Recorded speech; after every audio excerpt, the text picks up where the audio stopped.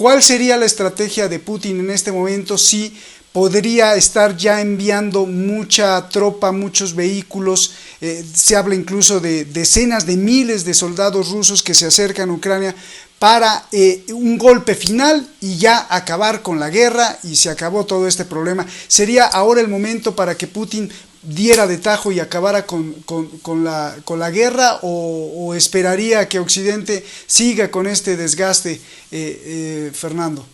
Es complicado porque, claro, si lo vemos en la perspectiva de Ucrania es una cosa, pero si lo vemos en esa perspectiva que ya utilizan los rusos de una guerra entre la OTAN y Rusia, ya la cosa varía. Es decir, ya no es tanto derrotar a Ucrania como derrotar a la OTAN, que es distinto. Es decir, ya el objetivo de Rusia ya va más allá de Ucrania. No, es que Rusia ya no se puede permitir que la OTAN siga funcionando. O sea, tiene que derrotar a la OTAN. Entonces ya la cuestión se hace mucho más compleja, ¿no? Ha dicho Eduardo un montón de cosas interesantísimas. Bueno, voy a apuntar solo algunas de ellas y sigo con esto.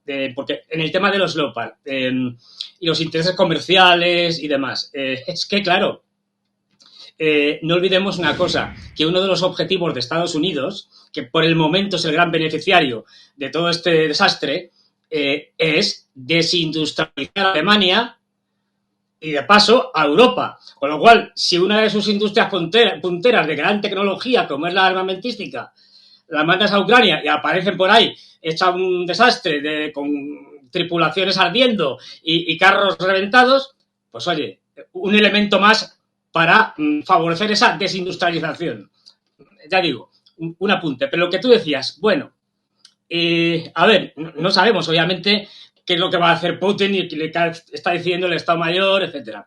Lo que sí sabemos es que ahora mismo, y lo decía, me parece que hoy mismo, un tipo que a mí me parece muy interesante, que es Eugene Prigozhin, que es el jefe del grupo Wagner, y que de vez en cuando hace declaraciones muy potentes, pero muy potentes. Lo decía creo que ayer. Es decir, a ver, no nos engañemos. Si es que a nosotros tomar Bakhmut no nos interesa especialmente. Lo que estamos utilizando es Bakhmut y Soledar, aunque hayamos ya tomado Soledar y tal, para acabar con las tropas ucranianas. Es decir, retomemos la famosa frase de von Moltke, es decir, lo que el gran general alemán, que fue el que hizo la reunificación alemana, no se trata de ocupar territorio. En una guerra de lo que se trata, lo fundamental es destruir al ejército enemigo. Lo de ocupar territorio ya vendrá luego. Tú lo que tienes es que acabar con el ejército enemigo. Eso es lo que está haciendo Rusia en Bakhmut. Se habla, aunque a las cifras hay que ponerle siempre comillas, porque es muy difícil comprobarlo, de que en los últimos 4 meses, especialmente en los últimos 2, es decir, diciembre y lo que llevamos ya, bueno, casi enero entero, los ucranianos han tenido en torno a unas 25.000 bajas, solo allí. Estamos hablando de un frente de menos de 20 kilómetros. Es decir, es un punto localizado en el mapa. ¿Por qué se ha producido esto? Porque por razones políticas, de propaganda, de relaciones públicas con Occidente, etcétera, los ucranianos se han empeñado en defender esto a toda costa y lo que están consiguiendo es que lo que querían los rusos, mandar tropas y ellos se encargan de destruirlas. Es decir, por eso bueno, de hecho ahora mismo siguen todavía mandando brigadas, batallones, etcétera, y por eso no han podido hacer la ofensiva en Zaporozhia los ucranianos, porque han estado mandando todo lo que tenían en Zaporozhia hacia Bakhmut a que los rusos lo destrozaran. O sea, la idea esta de Prigozhin de que da igual, sino lo de menos es Bakhmut. Lo importante es atraer a una trampa a los ucranianos y machacarlos. Y en esa trampa han caído y siguen mandando gente y siguen matando ucranianos de una manera terrible. Porque la superioridad artillera que tiene Rusia es muy grande en cuanto a número que la que tiene Ucrania. Y, por ejemplo, el tema de los tanques. Por citar cifras que, bueno, hay que también ponerlas porque nunca se sabe, ¿no? Sobre todo en los depósitos de almacenamiento, lo que pueda haber. Pero Rusia tiene, según las fuentes, unos 12.000, algo más de 12.000 tanques. Tiene más que toda la OTAN junta. El que más tiene, que es Estados Unidos, tiene unos 5.000 y algo. A partir de ahí, el siguiente pasa a 300. El otro a 250 y a partir de ahí algunos con 20. Es decir, o sea, De ahí que lo de los Leopard, pues bueno, es decir, ¿que mandan 100? Bueno, oiga, es que los ucranianos, al empezar la guerra, lo decía antes Eduardo de manera muy interesante cuando citaba lo de, es que los rusos han cargado un ejército, un segundo ejército, y ahora van a por el tercero. Y es verdad, los ucranianos tenían cerca de 2.000 tanques.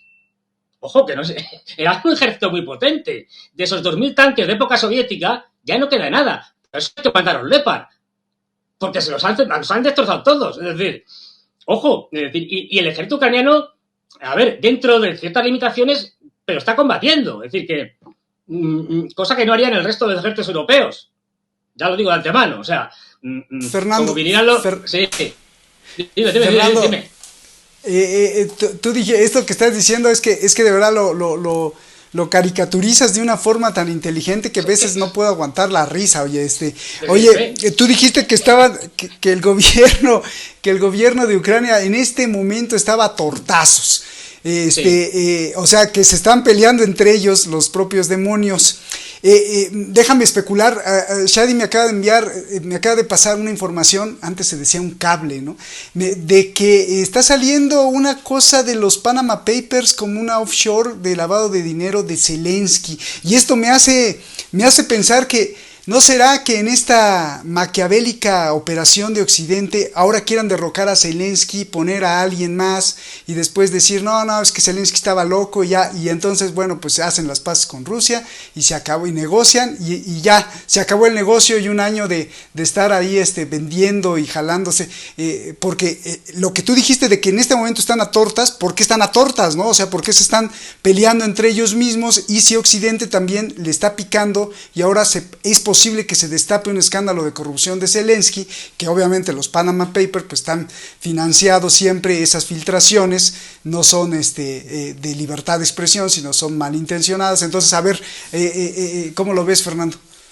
A ver, esto habría dos razones fundamentales, así simplificando mucho. Uno, el tema de la corrupción. Es decir, la corrupción en Ucrania, como sabes, es algo endémico entre sus élites y estos son distintos. Entonces, por ejemplo, el famoso helicóptero del ministro del Interior con toda su plana mayor, que tuvo un accidente, entre comillas. Hay una, digamos, versión que circula por ahí, que yo no puedo comprobarla, pero es muy verosímil.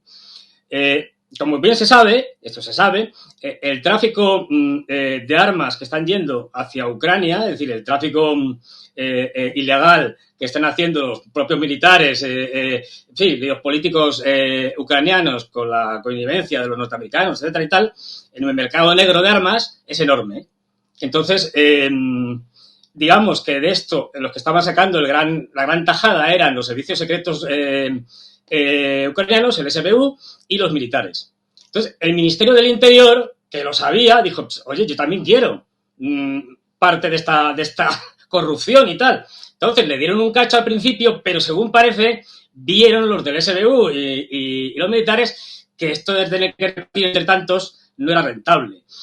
Y, bueno, lanzaron un misil contra el helicóptero y acabaron con el problema. Uno menos a repartir. Pero luego, aparte de esta corrupción endémica que hay entre todos, pues todo el mundo está allí trincando, es que no pensemos que hay una unidad de criterio, digamos, entre todos los aliados occidentales, ni siquiera entre los anglos, entre la anglosfera. Británicos y norteamericanos no tienen los mismos intereses con el tema de Ucrania y, de hecho, se están peleando en Ucrania a través de sus diferentes proxies. ¿Quién es el hombre de los británicos en Ucrania? Zelensky. ¿Quién es el hombre de los norteamericanos en Ucrania? El general en jefe de todas las fuerzas armadas, general Zalowny, no sé cómo se pronuncia, soy fatal para esto. Es decir, que también hay un choque de intereses entre los intereses británicos y los norteamericanos en Ucrania, que no son exactamente los mismos. Por ejemplo, los británicos quieren quedarse con el puerto de Odessa, porque desde el punto de vista comercial es un gran negocio. Es decir, ojo, que no es lo mismo. Y ahí tenemos dos razones para el choque, la corrupción y que tus padrinos políticos están apoyando a un sector de la clase dirigente y otros padrinos políticos están apoyando a otro sector. De ahí que estén promocionando los norteamericanos a Zelensky constantemente y le hagan entrevistas y tal, y porque quieren poner seguramente al general como recambio de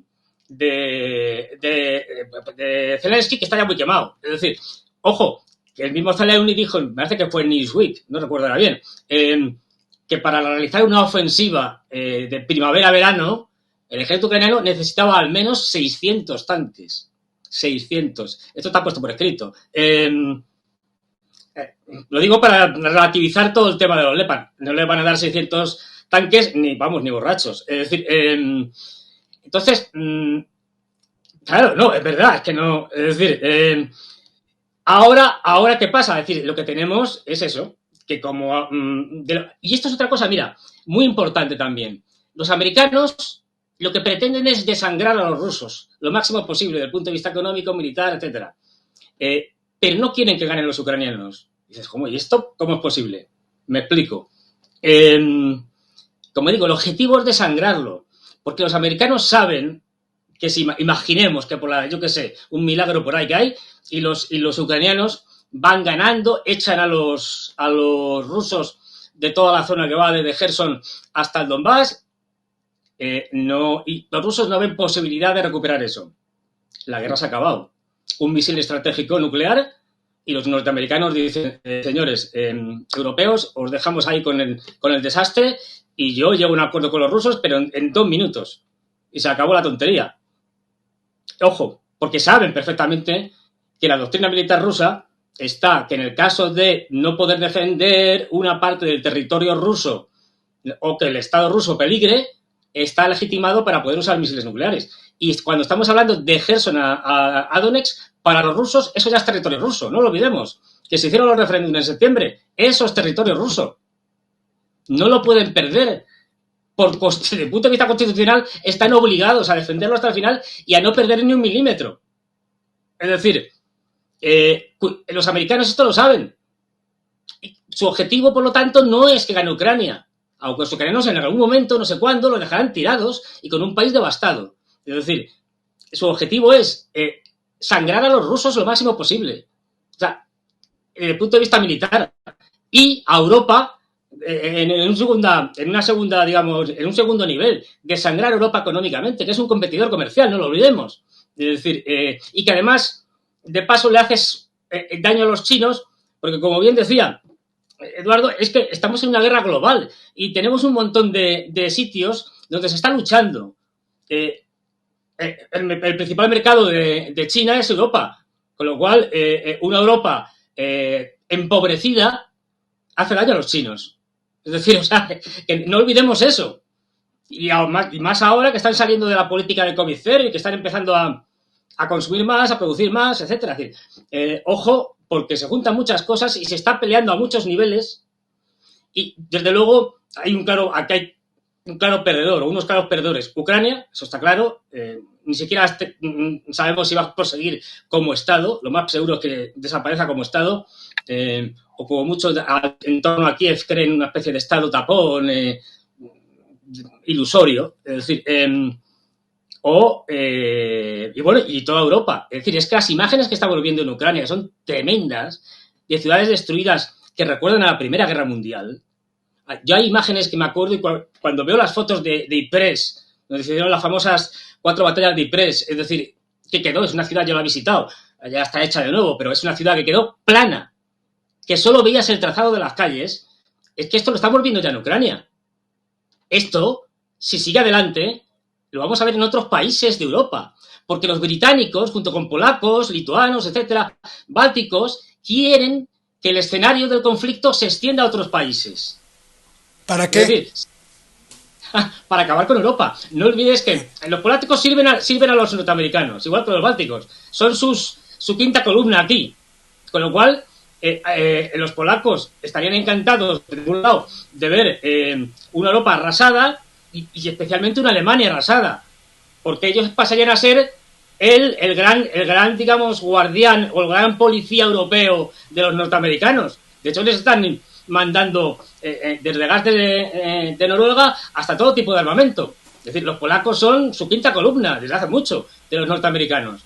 Y luego los británicos, es que su política histórica siempre ha sido debilitar al continente. Es decir, nunca han querido, por ejemplo, cuando los británicos vieron la posibilidad, en la del siglo pasado, de que pasara la Unión Soviética, o sea, desaparecía la Unión Soviética, alemanes y rusos funcionaran con sus negocios y tal, se llevaron las manos a la cabeza y dijeron, esto no puede ser. Mira, hay una cosa, lo digo porque esto es consultable, o sea, se puede ver. Y con esto termino porque si no me enrollo mucho. Ya sabes, es uno de mis defectos. Y es que Paul Wolfowitz, en 1992, es decir, la Unión Soviética desaparece en 1991. En 1992 hace un escrito secreto, un informe, que luego en el 93 salió publicado, creo que en The New York Times, se filtró y ahora es conocido, o sea, se puede consultar, en el que Paul Wolfowitz, el que luego sería el segundo de Donald Rumsfeld en el Ministerio de Defensa, en época de Bush, en el Departamento de Defensa, dice lo siguiente sobre Rusia. Mire usted, si es que da igual que Rusia sea comunista, que Rusia sea capitalista o que sea lo que sea. Rusia es un país enorme, muy grande, con una cantidad de recursos estratégicos importantísima. Tiene gas, tiene petróleo, tiene minerales estratégicos. Además, con un potencial enorme. Es una potencia nuclear, una potencia espacial. Rusia siempre será nuestro enemigo. Punto. Es decir, da igual lo que sean. Que sea una democracia, que sea una dictadura, que sean capitalistas, que sean comunistas. Si es lo de menos. Serán siempre un enemigo. Está por escrito. Paul Wolfowitz, uno de los ideólogos de la administración de Bush hijo. Es decir, que nos vamos, es decir, yo siempre lo digo, y con esto ya acabo, ya no me enrollo más. Es decir, hay muchos desafíos en este momento en el mundo, que es el cambio climático y tal, no sé qué, las desigualdades sociales crecientes, etcétera. Pero el primer desafío que tenemos es Estados Unidos, un imperio en decadencia con sus vasallos europeos que nos está llevando ya no a la Tercera Guerra Mundial, nos está llevando a una guerra nuclear. Y si hay una guerra nuclear, el problema del cambio climático desaparece, porque no va a haber seres humanos para tratar que les afecte, es decir, y el problema de la desigualdad social también. Es decir, o sea, quiero decir, o se frena a Estados Unidos como imperio en decadencia, que es lo más peligroso que hay, un imperio nuclear en decadencia, que es una novedad, porque hasta ahora los grandes imperios en decadencia no eran nucleares, ahora sí. Es decir, y esto nos puede llevar directamente a que esos 90 segundos del reloj atómico, del reloj del juicio final, den la hora. Este año nos podemos comer las uvas, las últimas uvas. El año de las últimas uvas. Qué tremendas declaraciones, qué tremenda ilustración nos hace. Y nos haces un dibujo que es tragicómico, de tragedia total. Y es que es cómico porque tenemos unos gobernantes, pero bueno, bien nefastos. Eduardo, pues tu conclusión para despedirnos y alguna cuestión que no hayamos dicho. Adelante, Eduardo. No, mi conclusión es simple. Que la dijo, me parece que fue el primer secretario general de la OTAN. Dijo una frase que pienso que es la que se aplica en este momento, ¿no?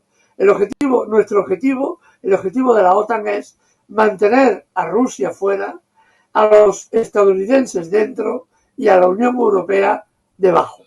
Esto es lo que ahora estamos viendo con la guerra de Ucrania.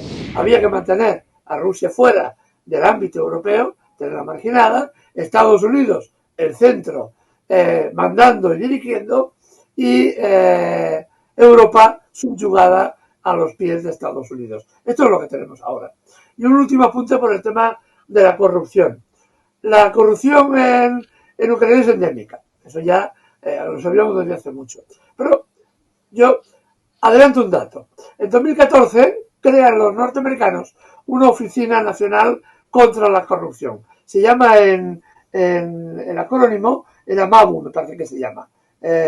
NABU. Bien, NABU es en realidad el gobierno ucraniano.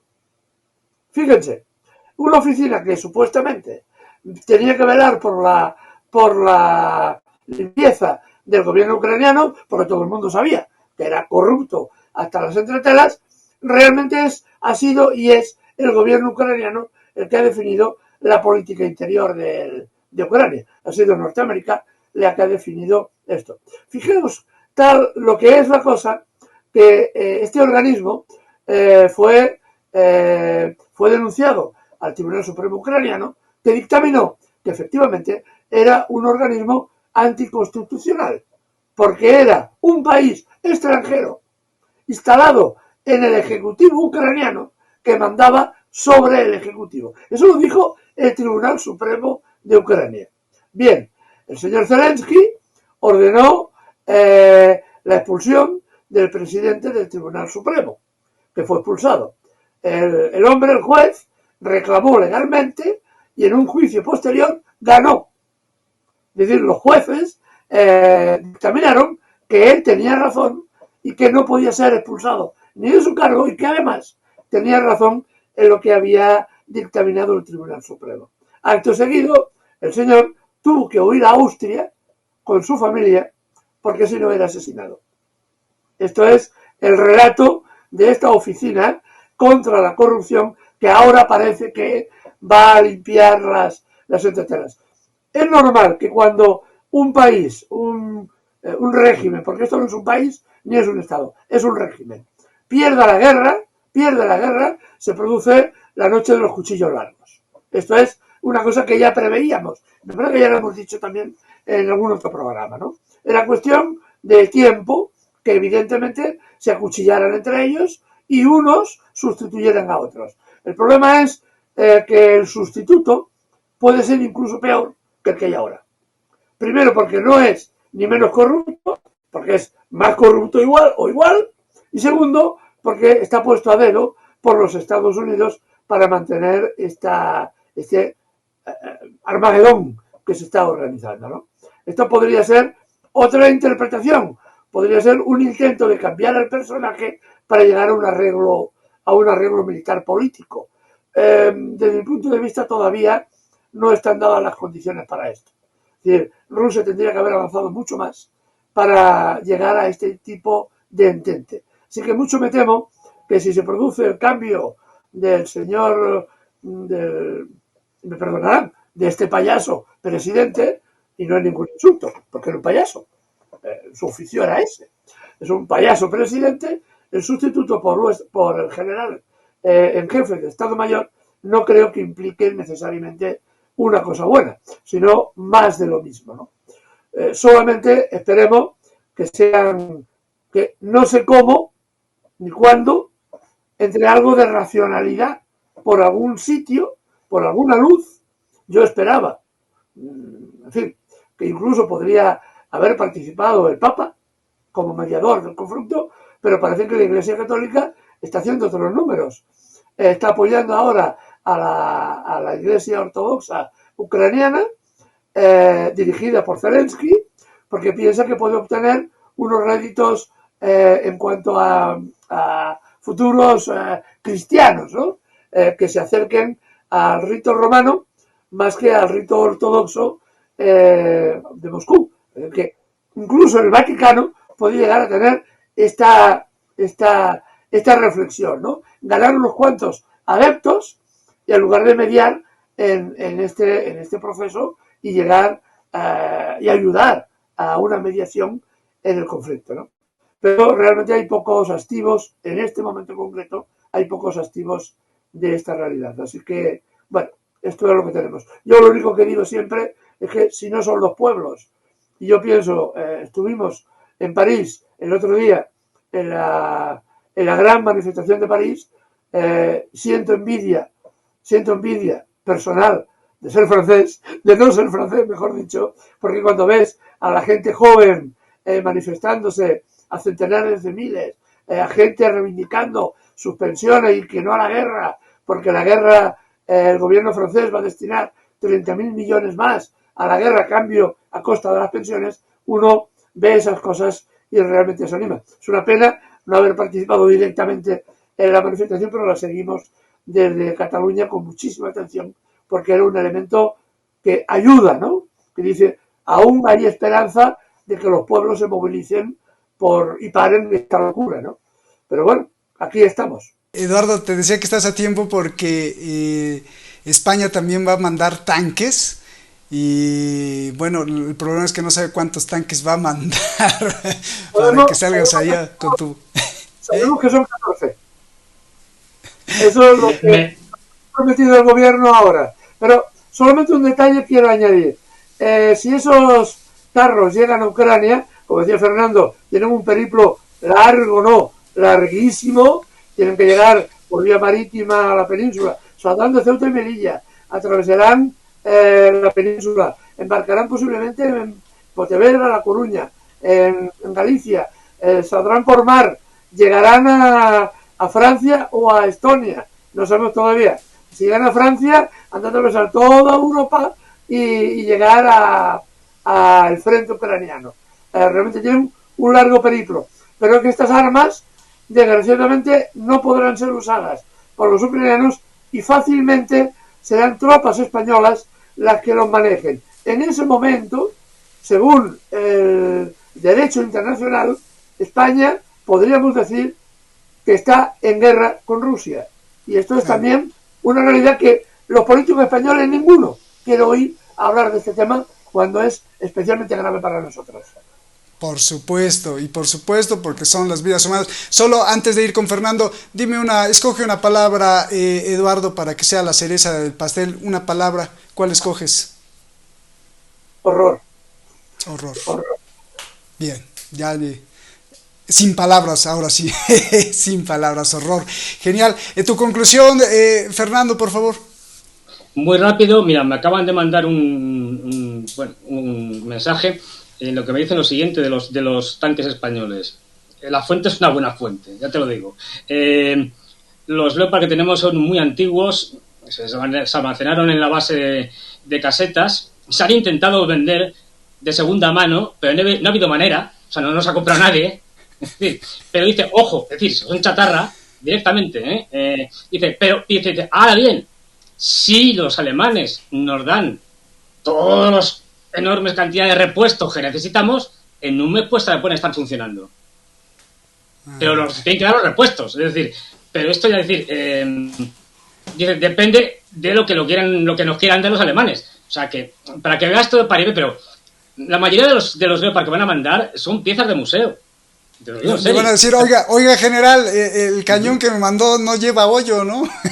Claro, sí, efectivamente. El agujero, ¿no? A ver, a veces, si no te tomas estas cosas con humor o con cierto humor, es que si no nos ponemos todos aquí a llorar y claro, tampoco es eso. Es decir, entonces, en fin, esto es un desastre y tú decías, perdona, Eduardo, has dicho como palabra de resumen... Horror. Es que ya me lo ha puesto muy difícil, porque esa palabra es, por ejemplo, la que en El corazón de las tinieblas, el protagonista de la famosa obra de Joseph Conrad dice el horror. Como sabes perfectamente, El corazón de las tinieblas habla de las barbaridades que hizo un europeo, Leopoldo II de Bélgica, con la población local, donde hizo hizo un genocidio. Con decir eso verdaderas barbaridades. Es decir, pues el horror está otra vez en Europa, como decía Eduardo, y la población europea se lo está ganando a pulso por no hacer lo que de los franceses. O salir vosotros a protestar y en masa, y eso significa que tenemos que reconocer que tenemos unos dirigentes europeos, la inmensa mayoría de los dirigentes europeos, fíjate lo que te digo, son unos traidores a sus ciudadanos. Por supuesto. Horror, traición y a tirar pues con la bala por fuera, ¿no? Entre el chiste y el horror, pues despedimos esto. Gracias Fernando, gracias Eduardo, y qué exquisito escucharlos, qué exquisito momento de escuchar estas reflexiones y análisis tan valiosos. Eduardo, los tuyos Fernando, te los agradecemos mucho. La gente de verdad que la otra vez les estaba diciendo que les manda muchos saludos cuando la gente nos encontramos en la calle, dicen, ay Eduardo, Fernando, nos hablan también de Javier.